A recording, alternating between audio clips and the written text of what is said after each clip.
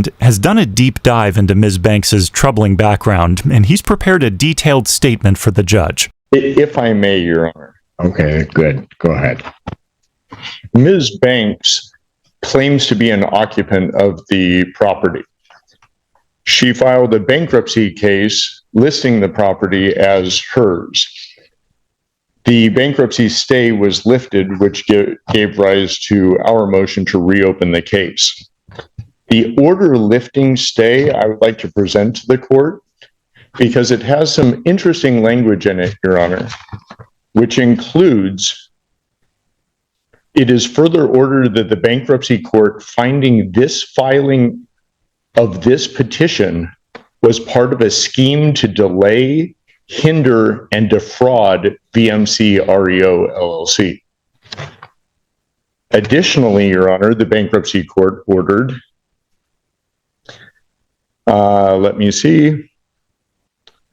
notwithstanding Rule 4001A3, a bankruptcy rule, Right. creditor VMC REO LLC may execute on its order immediately. The order shall be binding and effective despite any conversion of this bankruptcy case to a case under any other chapter of Title 11 of the United States Bankruptcy Code. Further, that the recording with the appropriate governmental entity of this order shall constitute a bar to refiling any case under any chapter of Title 11 of the United States Code as to the property located at 5779 Pinecrest Estates Drive, Ann Arbor, Michigan. Wow. The property in this case. A debtor in subsequent case under this title may move from relief from this order based upon a change of circumstances or for good cause shown after notice and hearing. Said bar shall be for 2 years from the entry of this order or until such time creditor relinquishes their rights to the property. This order came out June 24th of this year. I have a copy for you. All right. Thank you. I will note, Your Honor, that Ms. Banks has filed an appeal of that order in the federal Eastern District of Michigan. That appeal is pending, but the status quo as of right now is that there is no stay, and that order lifting stay holds until such time as the appellate court does something. Not only did slow eviction proceedings. Additionally, Your Honor, there is no stay from the appellate court. They have not issued a stay, and in fact, it would be appropriate that there would be a bond placed or an escrow order of some sort, because BMC has been the owner of this property for the past year and does not have access to it. Then there are the mysterious Whitlows. Go ahead. There's a lot going on. Yeah. Additionally, Your Honor, Ms. Whitlow, who, as far as I know, actually exists, but I don't have any evidence to that effect, has not appeared in any hearings in this court, did not appear for her deposition that she was noticed for in the federal case, and in a federal case, the federal court issued a show cause order to Ms. Whitlow that she had to present certain documents from this court, which she failed to do. Her deadline to do so was, I believe, July 3rd. Let me confirm that. Oh no, July 10th. And she did not supply any of those documents. I can present that show cause order if you would like. I don't know that I need that. Okay. I'm not. The reason that I mention all of this, Your Honor, Go ahead. is that this is $1 million house in Ann Arbor that Ms. Whitlow purchased with a mortgage and less than a year later defaulted.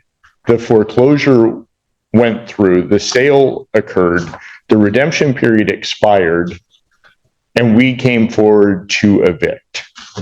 Since then, there have been multiple bankruptcies. Ms. Whitlow filed 2 different bankruptcy cases. A young man who apparently lives in Arizona filed a bankruptcy case and listed this property as his residence. Ms. Banks has filed a bankruptcy case and listed the property as her residence.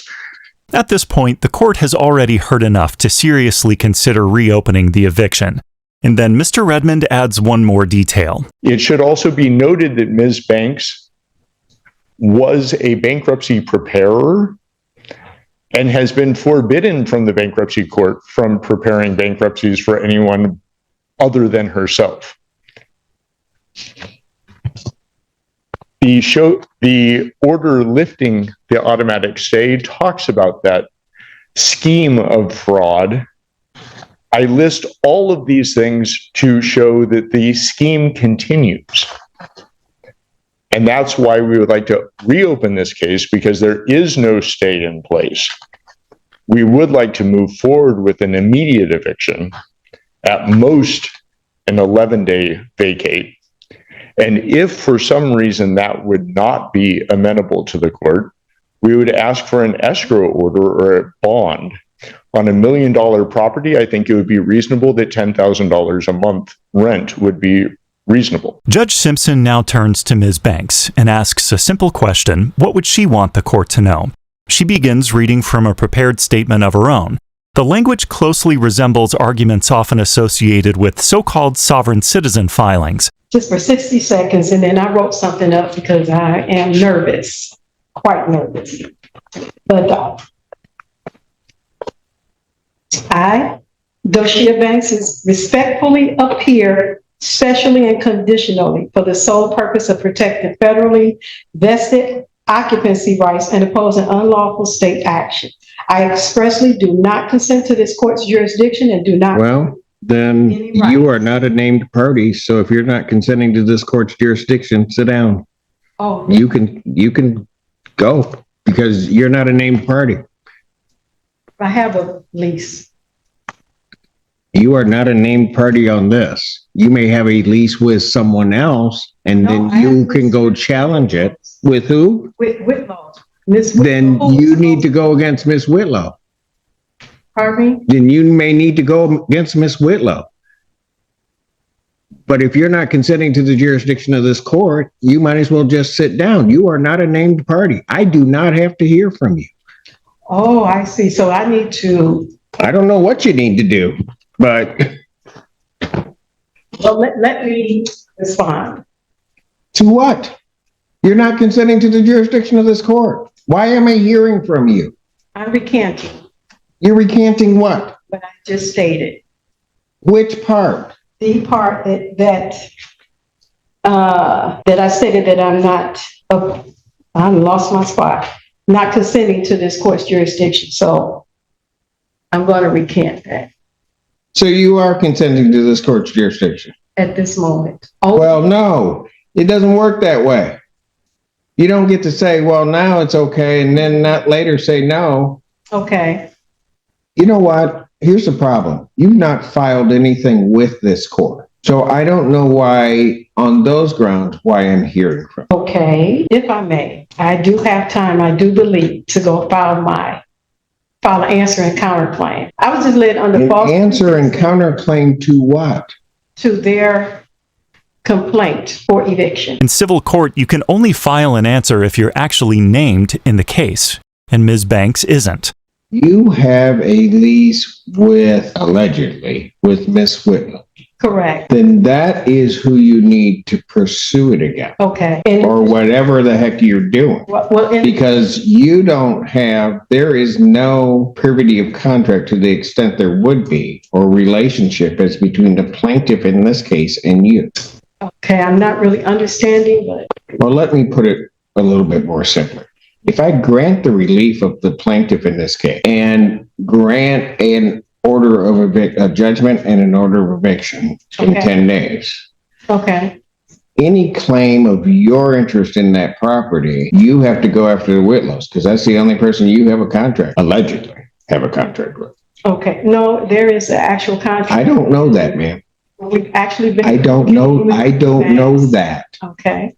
I know you don't know that 'cause it's not before you. Correct. I see. I see. So basically, the notice of removal that the Whitlows did, They are not here. I don't know. I have documents that are not, that they filed with this court that are not signed. So I don't have to accept. She has not appeared before this court, or they have not appeared before this court. And so as far as I'm concerned, any relief they're requesting, I can, and as of right, ought deny, and it should be denied also on the merits of whatever their motion is. But I can deny it because they're not here. again, stating to me, I want to make sure I'm clear that my issue is with the Whitlows, not with VMC. Ma'am, I am not giving you legal advice. No, I You're don't. telling me that you have a contract. I do not know that you have a contract, but if you wish to enforce that contract, that's who you're going to have the issue with. You're not going to have the issue with the plaintiff in this case because they have right to own the property. All right, Your Honor, I will speak with the Whitlows that I have finally got an understanding of everything. And I will speak with plaintiff's attorney as well and continue to communicate with RE/MAX, who has came by the house several times. All right. Based upon the representation of counsel, I'm going to grant their motion to reopen this case. I'm going to issue a judgment in the plaintiff's favor for possession with a writ to issue 10 days of my signing. Should the matter be appealed, also contained in that judgment in order, the appeal bond, I would set at this time at a rental rate or a rate, and I have looked at the property which is involved in this matter, and it is a significant property. I don't think the $10,000 a month quite does it based upon my calculations. So any appeal bond would be set in the amount of $15,000 per month that would need to be paid to maintain the appeal. Thank you, Your Honor. All right. I will prepare that and present it to you this morning. Thank you. May I say something? Our lease payments was not that high at all. I'm not sure what her mortgage payments were. That was not our amount we paid. Then I'll tell you what.